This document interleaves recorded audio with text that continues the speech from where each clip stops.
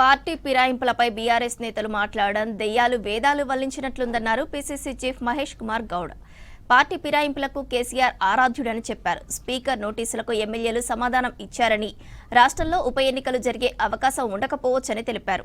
BC రిజర్వేషన్ల అమలుపై కాంగ్రెస్ చిత్తశుద్ధితో ఉందన్నారు. కేంద్ర మంత్రులు కిషన్ రెడ్డి, బండి సంజయ్లు బీసీ బిల్లుకు మోకాలడ్డుతున్నారని ఆరోపించారు. రిజర్వేషన్ అమలు కోసం అవసరమైతే సుప్రీంకోర్టును ఆశ్రయిస్తామన్నారు. నిజామాబాద్లో పర్యటించారు పీసీసీ చీఫ్ మహేష్ కుమార్ గౌడ్. ఫిరాయింపుల గురించి బీఆర్ఎస్ నాయకులు మాట్లాడితే దయ్యాలు వేదాలు వల్లించినట్టుగా ఉంటాయి. ఫిరాయింపులకి ఆద్యుడు పితామహుడు కేసీఆర్. ఇవాళ స్పీకర్ ఇచ్చిన నోటీస్కి ఎమ్మెల్యేలు స్పష్టత ఇచ్చారు. ఇప్పటికీ టీఆర్ఎస్లోనే ఉన్నారు. టీఆర్ఎస్కి నెల నెల మెంబర్షిప్ రుసుము కడుతూ ఉన్నారు. రిజర్వేషన్ విషయంలో కాంగ్రెస్ పార్టీకి ఉన్న చిత్తశుద్ధి ఈ దేశంలో ఎవరికీ లేదు.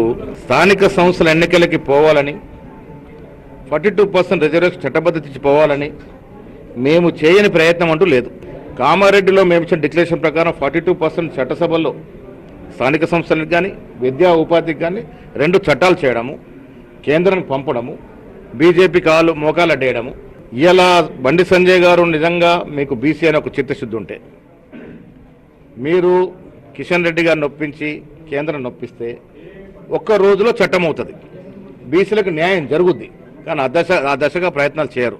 ప్రొద్దున లేస్తే హిందూ ముస్లిము, క్రికెట్ కూడా హిందూ ముస్లిము. అరే చిన్నపిల్లలకి ఏం సందేశం ఇస్తూ ఉన్నారు? యువతరానికి ఏం సందేశం ఇస్తూ ఉన్నారు? దేవుడు అందరికీ ముఖ్యమే, దేవుడు ఎవరు సొంతం కాదు. బట్ దేవుడి పేట రాజకీయాలు చేస్తూ ఉన్నారు. ఇది మంచిది కాదు. మన భావి తరాలకి ఇది విఘాతం కలగజేస్తారు. దసరా తర్వాత కామారెడ్డిలో బహిరంగ సభ ఉంటుంది. ఇది ముఖ్యమంత్రి గారు కామారెడ్డి విజిట్కి వచ్చినప్పుడు నేను అధ్యక్షుడై సంవత్సరం పూర్తి చేసుకున్న సందర్భంలో 1,00,000 మందితో మహేష్ అన్న మీటింగ్ పెట్టాలని వారు నిర్ణయించారు.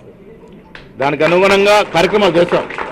కానీ ప్రకృతి వర్షాలు విపరీతంగా ఆ రోజు పడే అవకాశం ఉంది కాబట్టి సభ వాయిదా వేశాం. దసరా తర్వాత సభ